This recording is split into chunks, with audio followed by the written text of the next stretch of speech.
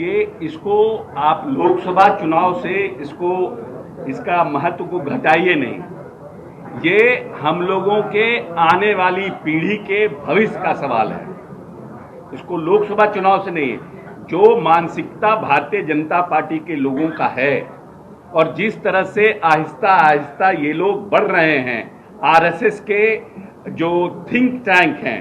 जो bunch of thoughts में जो लिखा हुआ बात है, उसको जिस तरह से धीरे धीरे अपनाने का काम कर रहे हैं,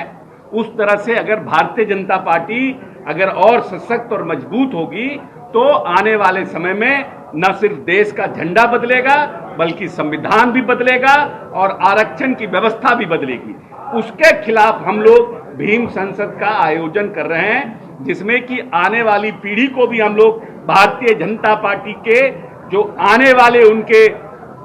निर्णय हैं उसके खिलाफ सजग करके रखें कि जो हमारे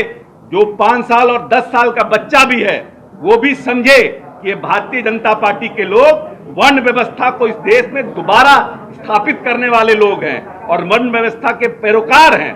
इसीलिए और इस जो तिरंगा है इसका भी ये लोग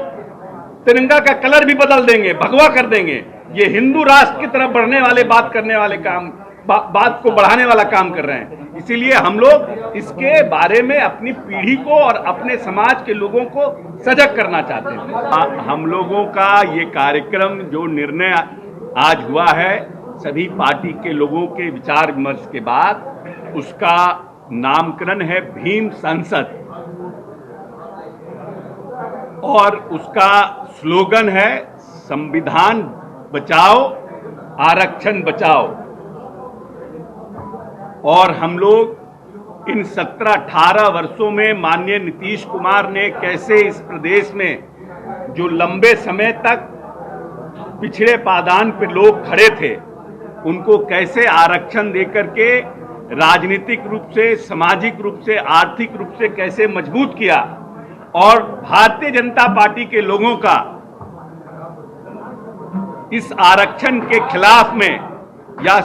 जो हमारे अनुसूचित जाति जनजाति के लोगों के खिलाफ अब तक क्या काम किए गए हैं, इसका हम लोग कच्चा चिट्ठा जारी करेंगे। आरक्षण बचाओ और भीम सांसद कार्यक्रम के तहत इसका हम लोग आयोजन कर रहे हैं और इसमें जो है हमारे पार्टी के सर्वमान्य नेता माननीय मुख्यमंत्री जी, माननीय राष्ट्रीय अध्यक्ष जी और पार्टी के सभी माननीय मंत्री जो प्रमुख साथी हैं सब लोग उसमें उपस्थित होंगे और बड़े पैमाने पर इस कार्यक्रम का बड़ी संख्या में लोग उपस्थित होंगे और जो देश में इसका मैसेज दिया जाएगा, जो संकल्प हम सब के नेता जो लिया है, देश बचाओ, जो भाजपा हटाओ देश बचाओ संविधान बचाओ, इस संकल्प को हम लोग जो है आगे इस अभियान को बढ़ाएंगे और इसको मैसेज। उनकी बातों से बिल्कुल हम पूर्णतः सहमत हैं। अभी जो देश की हालात है निश्चित रूप से आम आदमी भी समझ रहा है, नागरिक भी समझ रहा है कि देश अच्छी स्थिति में नहीं है। संविधान खतरे में है, लोकतंत्र खतरे में है, जो लोकतांत्रिक परंपराएं हैं, जो संवैधानिक संस्थाएं हैं, सभी का दुरुपयोग हो रहा है और जो मुद्दे होने चाहिए देश में, महंगाई के, बेरोजगारी के या जो राजनीतिक पार्टी है, विपक्ष की जो अपनी भूमिका है वो होनी चाहिए, इस सब पर